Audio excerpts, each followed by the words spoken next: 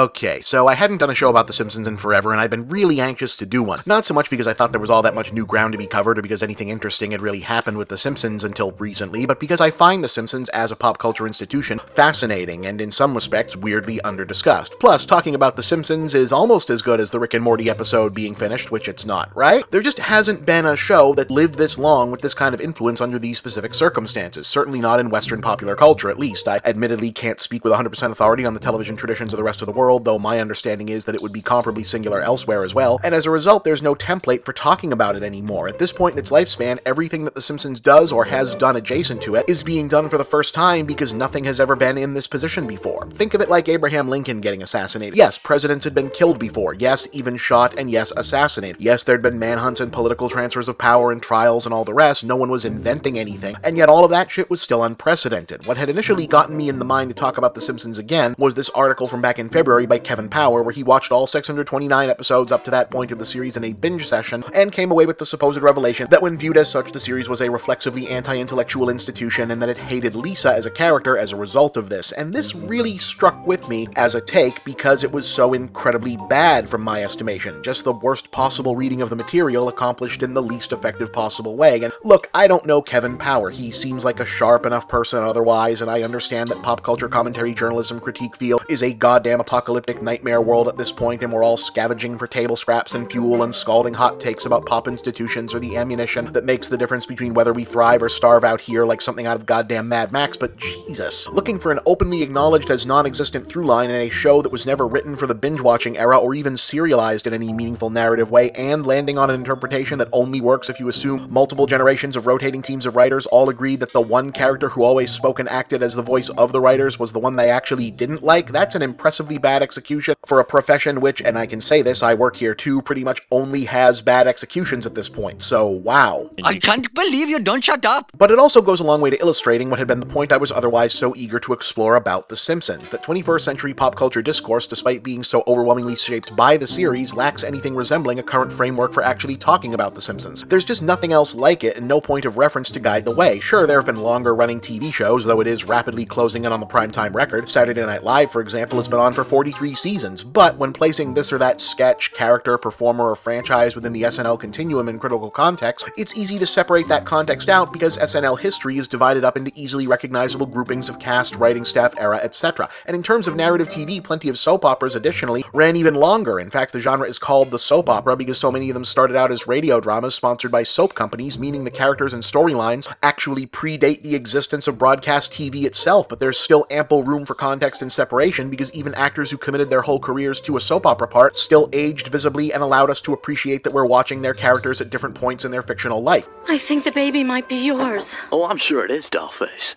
But I'd like to see you prove it. You treat me like garbage. That's because that's the way you love it, baby.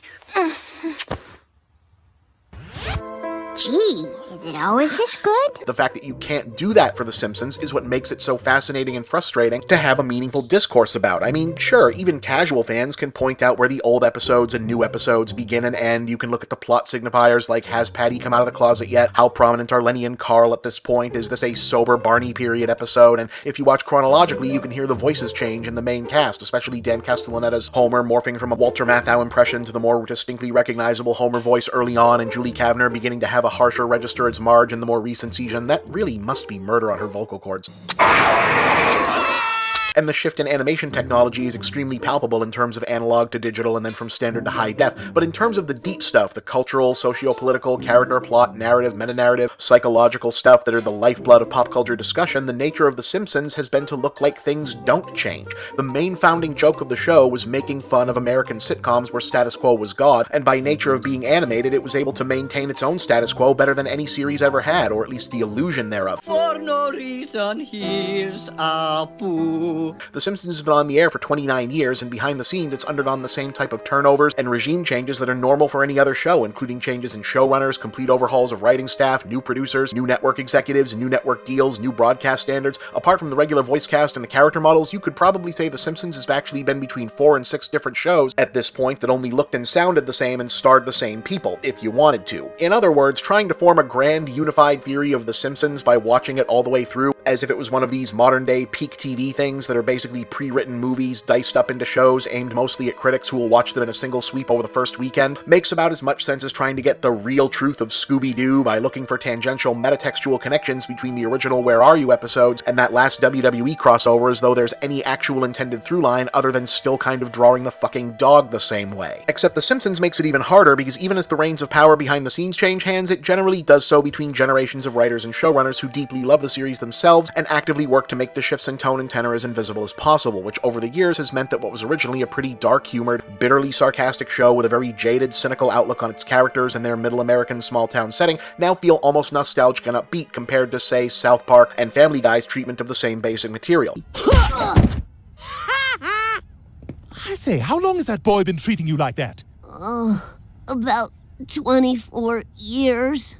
Which is why it can be easy to miss, if you're not doing the intellectual legwork of putting older episodes in context of their era compared to what else was on TV at the time and going on in the culture at the time as a whole, that the overriding vibe of the series originally was that the writers largely despised the idea of dead-end small towns like Springfield, and that they saw the Simpson family themselves and the majority of their friends and neighbor characters as exactly the kind of dim-witted small-town rubes they themselves fled screaming to the LA comedy writer scene to get away from. It's similar to the way that a whole generation remembers the Jim Henson's Dinosaurs show as a cute thing they watched as kids with a really dark, out-of-nowhere, everyone dies in the extinction because that's what happens to Dinosaurs finale, because they were watching it as kids and weren't fully picking up that the entire show had in actuality been this ultra dark satire about how the characters were living in this doomed, horrible, toxic, wasteful, ignorant society that celebrated waste and consumption the whole time, and that this was actually meant to be a dark metaphor for our own society, and maybe we should think about that because you know what happened to the dinosaurs, wink wink. So Lisa isn't really getting trampled on by life and suffering for everyone else's sins on The Simpsons because the writers hate her, but because they are her, or rather, she's how most of them would idealize their earlier selves. Stifled intellectuals drowning in the misery of their own Springfield, escaping into art, music, education, progressive politics, whatever, and trying not to hate a world too much, even though it was clearly built for the Homers and the Barts more than it ever was for them. Now, if The Simpsons had been a live-action show and was still somehow on, this would still be relatively easy to see because at this point we'd likely be following Lisa as an adult reflection of the writers herself more obviously, but since The Simpsons is able to affect the illusion of a status quo preserved in amber through animation, she remains an 8-year-old with the righteous indignation of an overeducated comedy writer from the early 1990s today, or rather, a 2018 comedy writer's rough approximation thereof, and that is where this becomes different from the episode I would have written before last week, because eventually having your voice of decency, intellectualism, and reason and voice of the writing staff be the same character and treating those as interchangeable concepts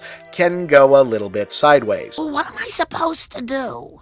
It's hard to say. Something that started decades ago and was applauded and inoffensive is now politically incorrect. What can you do? Some things will be dealt with at a later date. If at all. Yeah, so if you were wondering why your sad, vaguely frightening former friend from high school who never ended up moving, stockpiles ammunition for fun, doesn't follow politics but ran out to vote for president this year because he wanted to pwn the globalists, suddenly decided he loved The Simpsons again this past week on Facebook, well, it was because the even sadder internet nobodies who curate his fake newsfeed told him he did, but the reason those scumbags are psyched is because The Simpsons are sort of firing back at The Problem with Apu, a documentary produced last year by Indian-American comedian and lifelong Simpsons fan Hari Kondabolu, in which he explored the complicated relationship that he and many of his fellow persons of South Asian descent living and working in the English-speaking West have with Apu Nahasapima Petalan, an Indian-American Simpsons character voiced by Hank Azaria and viewed by many, to one degree or another, as being a dated ethnic stereotype. I hate Apu. Hate Apu. And because of that, I dislike The Simpsons. The whole series. Yeah. I love The Simpsons because... You hate yourself. Now, I realize some of you think I'm some annoying PC social justice warrior that's very sensitive and is obsessed with a 28-year-old cartoon character. You're probably thinking, come on, Snowflake, let it go. Well, I have let it go. For 28 years. I thought the documentary was overall pretty solid, funny, and informative when I reviewed it at the time here, but to say that it started a conversation or was any kind of big deal is kind of pushing it. I mean, it was good, but it was a talking head inside baseball 49-minute comedy business doc that premiered on True TV, so really the only people who still cared about it or were talking about it were those who pretty much already agreed with Kondabalu's take and had seen the movie, or pathetic internet garbage people who didn't see the movie but had also already formed an opinion and likely used the term SJW like like it's a real thing, and are of the opinion that no one should ever feel strongly about anything other than ethics in games journalism. This is a kind of man. We discovered a new kind of man. Do you think they're dangerous? No. In other words, this isn't really a controversy that I feel like a lot of the mainstream popular culture, fairly or not, was really all that invested in or even cared about at this point, so it feels really discordant that The Simpsons would decide to address it at all a year later, let alone through a character whose typical characterization would put her on the not equivocating side of this. Come on, Stacy. I've waited my whole life to hear you speak. Don't you have anything relevant to say? Don't ask me. I'm just a girl. Right on, say it, sister. It's not funny, Bart. Millions of girls will grow up thinking that this is the right way to act. That they can never be anything more than vacuous ninnies whose only goal is to look pretty, land a rich husband, and spend all day on the phone with their equally vacuous friends talking about how damn terrific it is to look pretty and have a rich husband.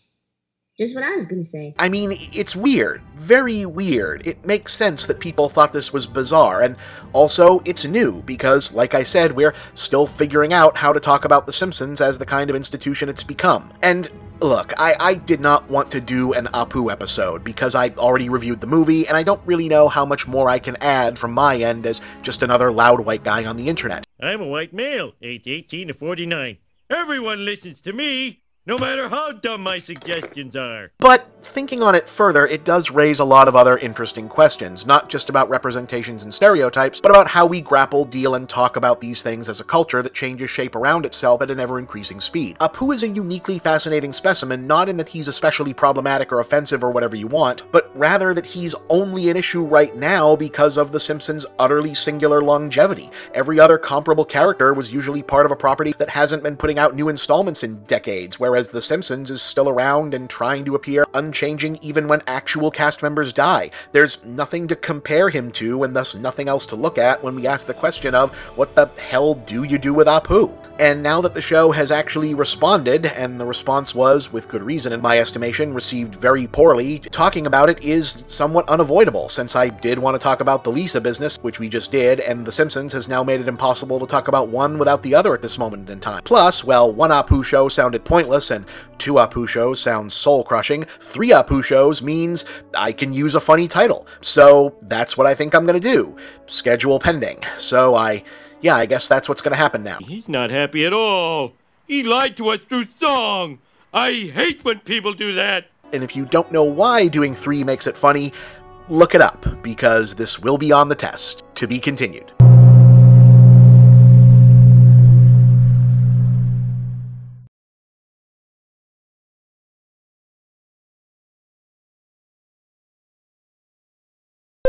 Hey gang, here's a question that keeps coming up. If your handle is moviebob, where are your movie reviews? Well, my old reviews are in a lot of places. You'll find many of them on my YouTube channel, but you'll find the brand new ones on geek.com, an awesome site that's also your one-stop news source for science, TV, gaming, technology, nerd culture, the works. You can find all my reviews directly by going to geek.com/author/bchipman, because that's my real name, and you can get regular updates on all my reviews and all of geek.com's other great content by signing up for their kick-ass newsletter at subscribe.geek.com. And don't forget to also subscribe to the Geek.com YouTube channel, where you'll find the videos that accompany my reviews and tons of other great content too. Remember, that's Geek.com, the Geek.com newsletter, and Geek.com on YouTube. Make sure you don't miss out on all the latest MovieBob reviews. You can also check out my own new website, MovieBob Central, where you'll find my blog, links to all my work, and shop for my books, ebooks, and future MovieBob products. And please remember to like these videos, share them with all of your friends, and subscribe to this channel. Thank you for watching another MovieBob production.